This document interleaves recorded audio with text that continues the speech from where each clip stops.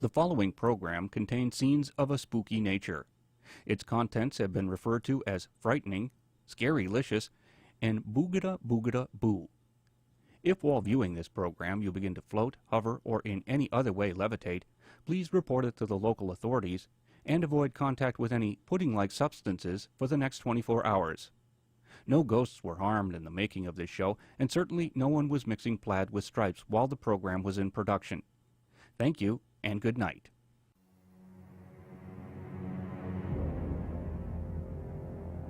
Good evening, everyone, and welcome to our Eerie Erie Halloween special on WQLN TV 54.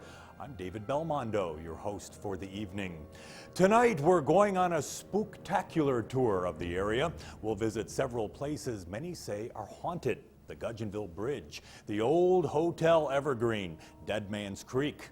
We'll travel to the Vampire's Tomb and the Witch's Circle, and we'll revisit some true events that had the nation talking. The Scott Mausoleum. It's the story of grave robbers and the mystery that had everyone asking why. Our tour will include stories of death, the unexplained, and the downright bizarre. Buckle up. Our Eerie Erie tour is about to begin.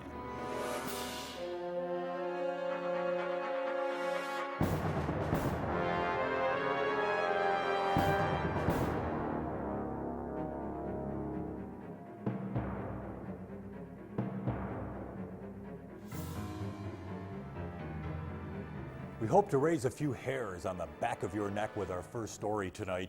There are no blood-curdling screams or dismembered bodies.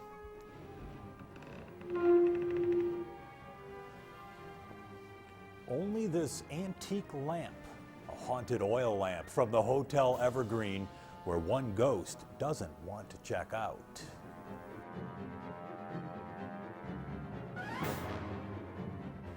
And it kind of scares me. It puts the chills in me, but I just don't know what's going on, you know. Bill Paul has been busy the past 6 weeks remodeling the old Hotel Evergreen along Route 99 just outside of Edinburgh.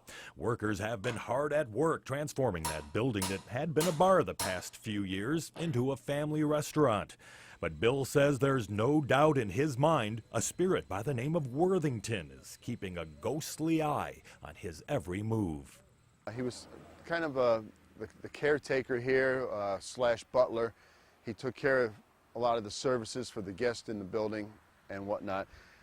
He had a room down in the basement where he stayed. An old stone fireplace in the basement kept Worthington warm in the winter, but at the frail old age of 92, Worthington succumbed to the harsh living and died in the building he took care of.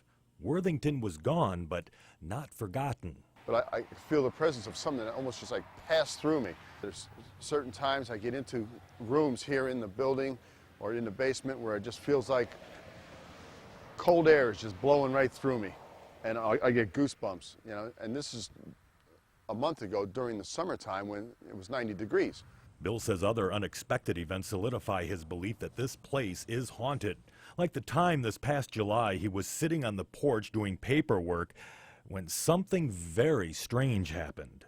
I was filling out some paperwork on the porch out here, and I had the door down to the far side of the building propped open with a chair.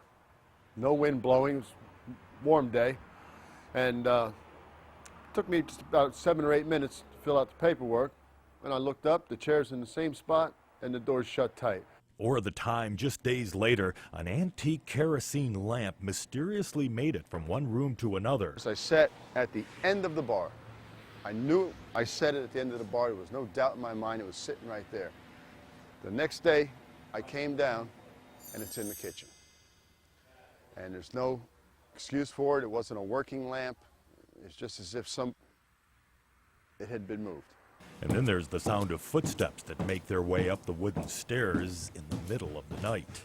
I'll go and do a security check on the building, and there's nobody there.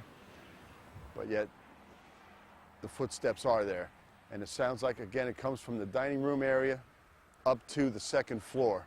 And that's where Bill, who's a non-smoker, smells the pungent aroma of pipe tobacco. And this here is the section of the staircase where I smelled the pungent smell of cherry pipe tobacco.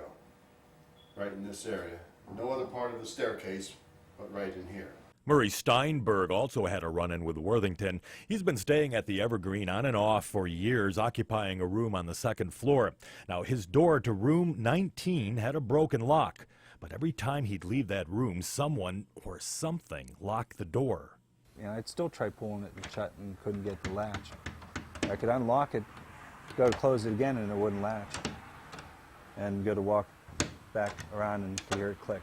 But then there were times at night, late, about 3 o'clock in the morning, you could hear footsteps, singular footsteps coming up and stopping outside my door. Nobody knocks at the door or anything. I get up out of bed, open up the door, there's nobody there. Over the years, several other people say they too have experienced what they say are ghostly encounters. Now, some talk about a woman in a blue flowing dress floating about. Fact is, a woman did die years ago in this area. At one time, it was the dining room of the hotel. The building, built in the late 1800s, served many purposes. It was a hotel, a bar, a dance club, and soon an Italian-style restaurant. And oh yes, apparently a safe haven for ghosts. I'm 100% convinced that there are apparitions here in this building. After experiencing these things here, yes. Bill Paul hopes to have his Italian restaurant open soon. He says he's going to throw a grand opening party in honor of Worthington and any other ghosts that may be taking up residence there. Yes, that party is going to include beer, wine, and spirits.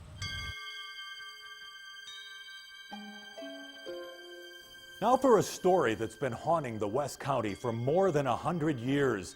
Many folks say that when they near the Gudgeonville Bridge on Gudgeonville Road, that they hear the braying of a mule or the animal's hooves beating on the old wooden planks. They say an old mule was beaten to death in the middle of that bridge, and its stubborn ghost still hangs around.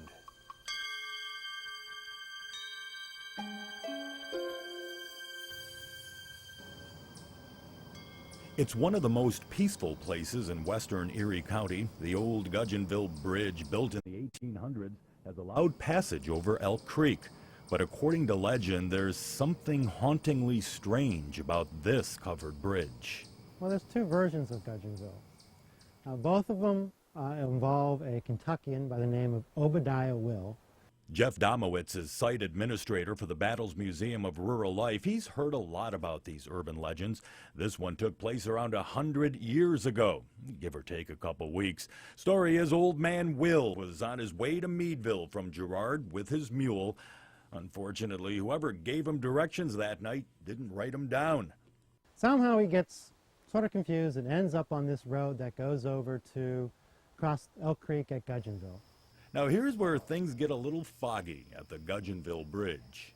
One version of the story says that as he gets onto the bridge, a circus wagon comes down on the canal, which passed underneath that bridge onto Elk Creek, and the calliope player starts to play My Old Kentucky Home, of all courses, of all songs.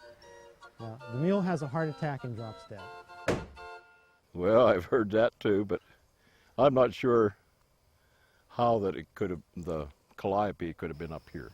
Henry Miller owns land near this historic bridge. He's heard many tales. Well, that could be one variation. It gets a little foggy when you read all the stories. And when you think about it, a mule having a heart attack because he was scared by a chorus of My Old Kentucky Home doesn't quite bring out the goosebumps. Give us a scary version. Picked up something from the side, began beating the mule. The story goes that he just beat it to death. The mule was just so stubborn.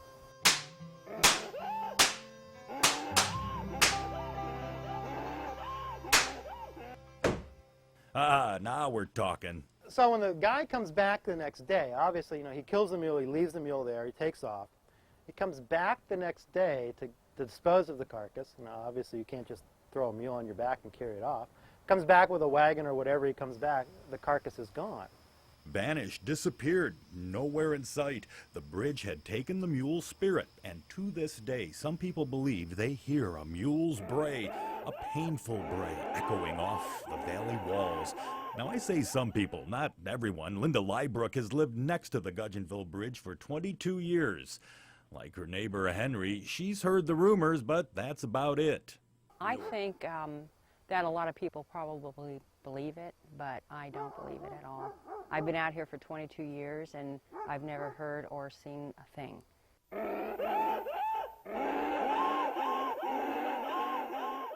Well, maybe now you will. Another story out of West County also had the locals talking, and still does. It's a story that originated back in 1861. Now remember, it's 1861. A man had just been found dead in a soldier's uniform from the War of 1812. It's an unsolved murder mystery that some say still haunts a small creek that in itself is a mystery. What happened at Dead Man's Creek?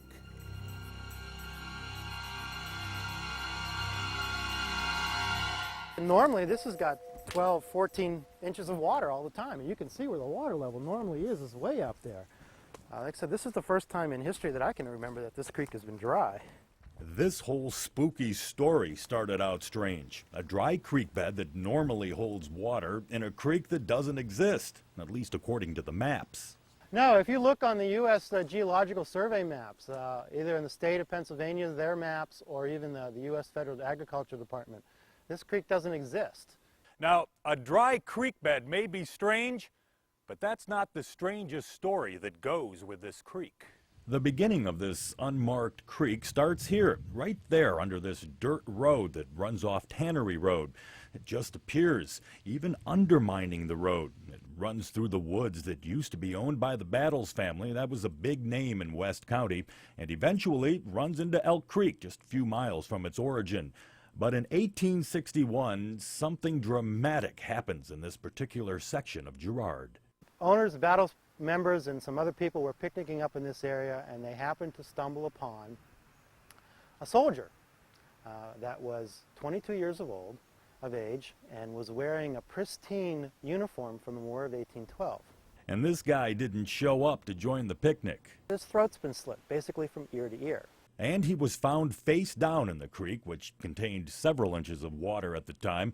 An apparent murder, but who was that victim in a 49-year-old uniform that was in nearly perfect condition? They've discovered that this young man nobody knows him. He's not a local resident. He's not a family member of anybody that's in the area. Was he a ghost from the past? No one knew. But from that point on, the locals called this Dead Man's Creek. No one was ever arrested for the murder. In fact, the identification of that soldier was never made. But what is for sure, according to some folks who walk in that area, the woods around Dead Man's Creek have never been the same. Hearing strange sounds, moans, groans, things out of the ordinary that normally you wouldn't hear in woods.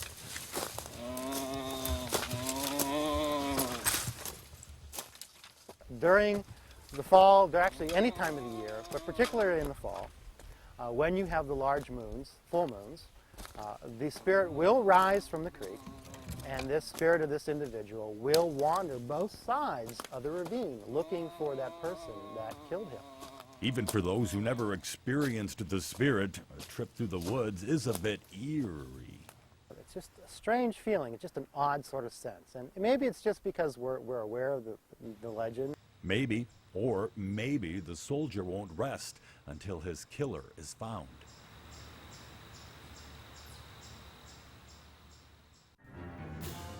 We're going to take a break right now, but when we come back, our Tour Erie Halloween special travels to the Erie Cemetery, where we'll have the haunting tale of a grave some say is the tomb of a vampire.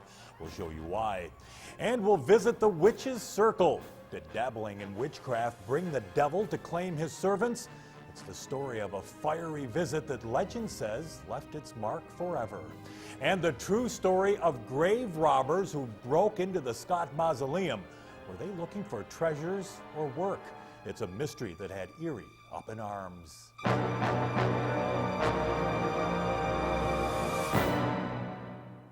My favorite Halloween tradition is passing out the candy to all the little kids on my porch at home. Giving out candy to little kids. Do I scare them? Sometimes. If they scare me, I'll scare them back. Pulling taffy at Graham's. We like to give out candy. There used to be a little girl that would come to my house. She was the only trick-or-treater I had. Carving pumpkins. Ever. Each year, just her. Taking the kids door to door, trick-or-treating. My mother-in-law's pumpkin pie. And I'd give her gobs and gobs, handfuls of candy. Put a little whipped cream on that and a cup of coffee, and gosh, it's all set. It's better than any candy I've ever had. The last year she came to my house, she was a little big, and I'm thinking, you're getting too old for this. Taking the kids trick-or-treating. Giving out candies to the kids. Carving pumpkins with the children. Decorating for Halloween. We usually come up with some unique designs every year. I eat a lot of fun-sized Snickers before I go to work, so I have a big sugar buzz. I'm hoping to win some awards someday. Kids from miles and miles around, in fact from nearby Ohio, come to my place to get cotton candy. Busting open the candy and getting right to it. Which I put on a little stick and handed to them. Buying cute little pumpkin things. And then, of course, they discard the stick in the neighbor's yard. Eating all the candy my grandkids bring in. I have to go around the next day and pick up all the little sticks. And carving pumpkins. Actually, I have my kids do it. Taking my children trick-or-treating. But be sure to stop by the captain's place. I'm not telling you where I live. This Halloween for a little cotton candy. The testimonials, views, and opinions expressed by the ghosts and ghouls you are about to witness are not necessarily those of WQLN. WQLN in no way supports torturous screaming or howling at the moon and does not condone the actions of said parties which may or may not go bump in the night. WQLN and its members and associates would like it to be known that though they are currently quivering uncontrollably from fright, they do not acknowledge the existence of ghosts. Once again, thank you, and good night. Our next eerie tale brings new meaning to the phrase, I have a bone to pick with you. You may recognize the name General Anthony Wayne. His story is about a deadly case of the gout, disinterment, and dismemberment. It's no wonder they called him Mad Anthony Wayne.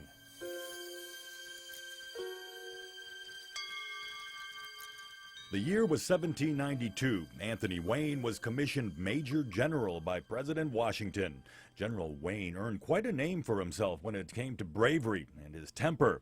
He served under General Washington for a time and was said to have told Washington he would storm hell if Washington would lead the charge. Well, it didn't take long for the name Mad Anthony Wayne to stick. His assignment took him to the northwestern frontier. His mission was to force the Indians into subjection. In 1796, General Wayne boarded a boat from Detroit to his home in Philadelphia. But along the way, Mad Anthony's gout, a disease he suffered with for years, flared up, leaving him in what was said to be a dangerous condition. Well, knowing there was a garrison at Fort Presque Isle, he ordered the boat there. He was taken to the nearby blockhouse overlooking Presque Isle, taken to the attic, which had been made into living quarters for the ill general. A close friend, Dr. J.C. Wallace, was immediately summoned, but that long trip through the wilderness from Pittsburgh to Erie was just too long. Mad Anthony Wayne died on December 15, 1796. Mad Anthony Wayne was buried with his boots on and in full uniform. He was laid to rest here at the foot of the flagstaff of the blockhouse. But his eternal rest would be disturbed 13 years later when the general's son, Colonel Isaac Wayne, traveled from Chester County, that's near Philadelphia, to Erie to claim his father's body. He once again called on Dr. Wallace, who was now in the area, to handle the disinterment and prepare the remains for that long trip home. Melanie Keeble is with the Erie County Historical Society. She says Colonel Wayne excused himself from the gravesite, not wanting to witness the remains of his father. The guy wants to remember the way his dad was when he was still alive. Now, if you think of what all those years of decomposing in the ground, and you've got to remember back, he hasn't been treated, he was just put, respectfully in a box and buried in the ground. You expect to have him decomposed. Not the case when they dug up the remains of Mad Anthony Wayne. So when he gets the grave diggers to dig it up, goes down in and opens the coffin lid and expecting to scoop up the bones, finds that the body's pretty much intact, except the one foot's rotted away. So now Dr. Wallace has a dilemma on his hands. How's he going to prepare the general's body for transport? Well, he referred back to his doctor's studies and found the answer he was looking for. Through dismemberment, dissection, and boiling rendered the flesh from the bones. So the good doctor proceeds to separate the body and place those parts in boiling water in this very pot. It's on display at the Erie County Historical Museum. So, cuts them into pieces, puts them in the kettle, and as it's going, keeps scraping off the flesh. Have you ever made like chicken or beef stew? Melanie, this is no time to be thinking of dinner. Anyway, he boiled the body parts until all the flesh fell from the bones. The flesh, well, that was placed back in the coffin, along with the general's uniform and the medical instruments used in the separation. The body was then returned to the earth at the foot of the flagpole. After Colonel Wayne got over the shock of hearing his father's body had been cut into pieces, he loaded his dad's box of bones to his sulky and began the long trip back to eastern Pennsylvania to St. David's Episcopal Church near Philadelphia. That's where the haunt comes into the picture. The lid of the box sort of bounced loose and opened, and some of the parts fell out and were lost on the way in the trip from Erie to Radnor. And that Anthony Wayne's ghost rises from his grave every New Year's Eve, which happens to be his birthday, and works his way out Old French Road and across the state of Pennsylvania looking for those lost parts of himself. So if you know anything about spirits, they need to, they're looking to rest in peace, and until he puts himself back together, he's not able to do that. General Wayne, pull yourself together. You can learn a lot about Mad Anthony Wayne by visiting the blockhouse. It's located next to the Soldiers and Sailors Home in Erie. In fact, among the artifacts there, you can actually see the lid to the coffin that Mad Anthony Wayne rested in, for a while anyway.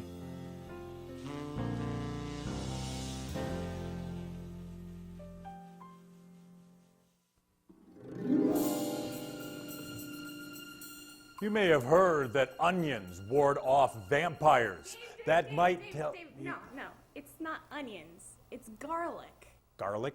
Yes. Are you sure? Yes, I'm sure. Well, what about the steak? Make no mistake about it, folks, this might help you better understand our next eerie tale. It takes place in the Erie Cemetery, a place of final rest for thousands. Each grave and mausoleum is identified by name. That is, except one. Many say it's the tomb of the vampire, and an old Erie newspaper article perpetuated that rumor for years to come.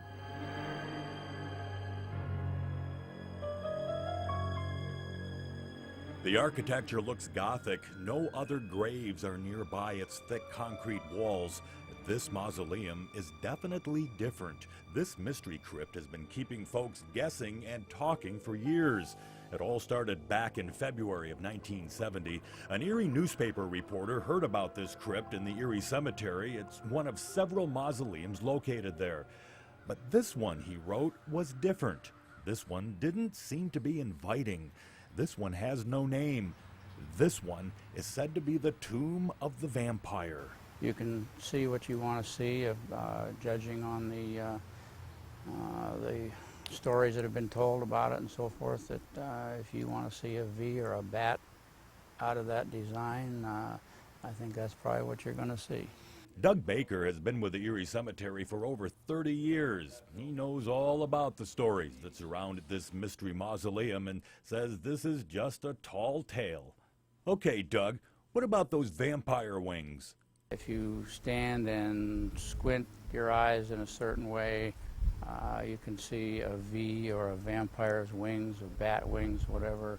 I think if you go into it with the frame of mind that you're going to see something, you're going to see whatever you really want to see.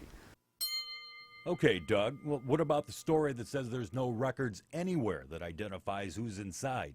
That is not true. We have the records in the office, as we have records of every other mausoleum and burial in the cemetery. A lot of people are coming into the office to ask about it, and just to save a lot of time and effort, the people that were in the office at that time just said, no, we don't know anything about it, we have no records, and that made it a lot easier to try to tell people where it is and explain to them what it is. Well, okay, but what about the name, Doug? There's no identification on the crypt, but it looks like some powerful force is trying to burn a name in the concrete. I really don't know if there ever was a name on there. It looks, I think that's just mostly discoloration.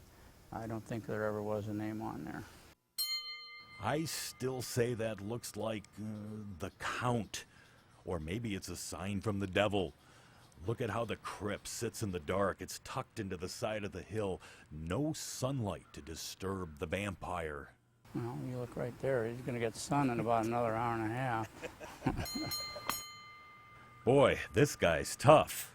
As far as I know, it's not haunted. If you want to believe the stories and so forth, that makes a good story, a ghost story. That's fine. It's just no different than any of the other mausoleums that you saw as we drove up the hill to get up here. Wow, I really thought we had something here. Can you imagine a vampire buried right here in the Erie Cemetery? Who would have thought? Now, if there really was a vampire, he might have been on his way to visit the graves of Michael Haverstick and Luther Douglas. Haverstick was buried in 1828. Douglas was put into the earth in 1834. Now, the story goes that each man dabbled in witchcraft, and in those days, that was a no-no. In fact, it's said that their interest in witchcraft led to their demise. But that's only the beginning. This is the story of the Witch's Circle, and a visit from the devil himself, and those nasty stains that just won't go away.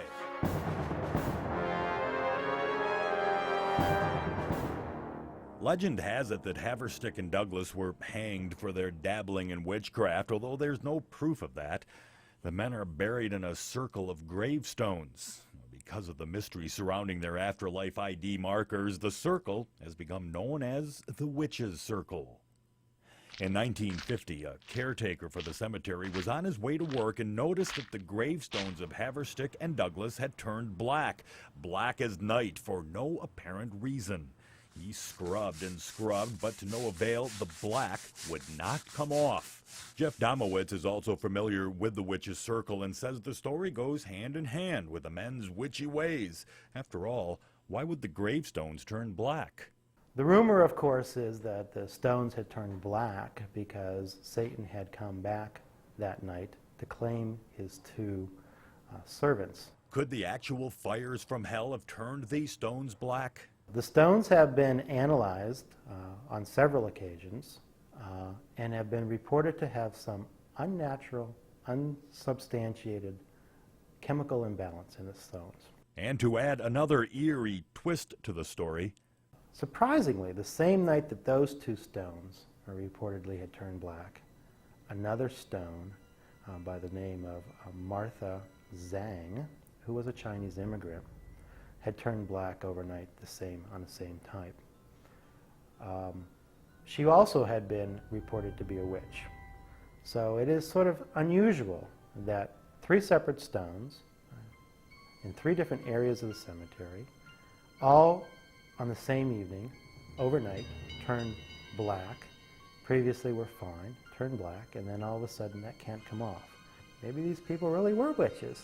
Maybe Satan did reclaim his servants, and as a result of his presence and the fiery presence of hell, scorch those stones beyond, restoration.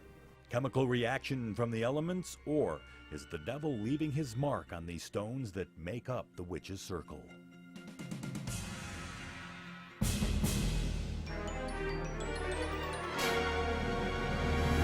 A lot of our eerie tales tonight have been passed down from generation to generation. Something happens in history, the tale is told. Over the years, new twists are added to make it a bit more haunting. I mean, why let the facts get in the way of a good ghost story? But our next story made headlines in the paper in 1911. This was no made-up ghost story. A mausoleum in the Erie Cemetery had been broken into. An unthinkable act, but it happened. And it happened to the final resting place of a prominent Erie family.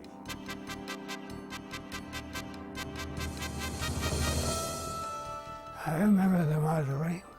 Carl Krug was 13 years old in 1911. At 104, he can remember the talk of the town the night of February 9th, the night someone broke into the Scott Mausoleum. All I know is what I read in the paper. They broke into one of the mausoleums, stole the body, what they did with it, I don't know. Nor did the police, for a while anyway. The headline screamed, "Ghouls desecrate Scott tomb, steal woman's body." Erie police at the time said it was one of the most baffling mysteries that has ever confronted the department. When police arrived at the scene, they found the inside of the crypt a mess. All the caskets were opened, except the ones containing the remains of Congressman Scott and that of the infant Townsend. But police discovered a body was missing. Anna McCullum was nowhere to be found. Now, at first, they thought this was the work of vandals. A milkman said someone told him he saw two men carrying a body from the cemetery and putting it in a nearby truck and driving away. But then, according to Erie Cemetery's Doug Baker, Mrs. Strong got a note. They did get a ransom note. I don't know the amount they requested, but they did get a ransom note. The time had come to bring in who Mrs. Strong believed were the folks that could solve this crime. The Perkins Agency had previously done work for the family. Oh, Perkins, oh, yeah, I remember. That was a nationwide detective agency. Yeah, I remember that. While the agency went to work on the crime, employees of the Burton Funeral Home were called to put things inside the mausoleum back in order. That's when Mrs. McCullum's remains were discovered. Erie Historical's Melanie Keeble says she may have never even left the tomb. Was she always there and they just didn't look in the right cubicle? Or did somebody actually take her out and put her in another one just to confuse the issue? They never really come to terms with that in telling people exactly what happened. What ended up happening was an ending no one would have suspected at the time. After an exhaustive investigation, the Secret Service, one of the many agencies investigating this heinous crime, arrested Gilbert Perkins. Yes, he's the head of the Perkins Agency, along with Charles Franklin, a former Erieite in charge of the Philadelphia Perkins Agency office. They apparently were trying to generate work, knowing that if there was a problem with the Scott Mausoleum, they would be called for their services. Both men were sentenced to prison for their part in what was called the most sensational news story of the decade.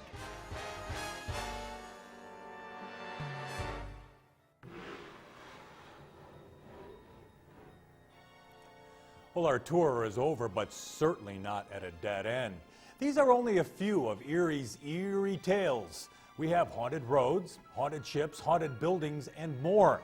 Ask your grandparents or stop by the Historical Society. And the next time you hear that bump in the night, remember, it's not called Eerie for nothing.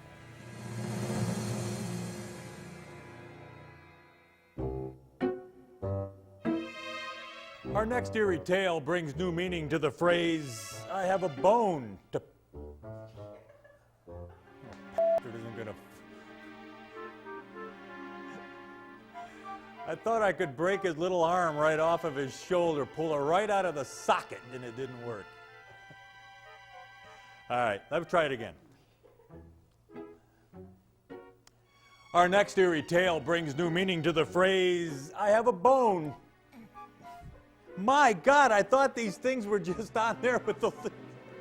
Adam, I don't think this guy's going to want to be picked.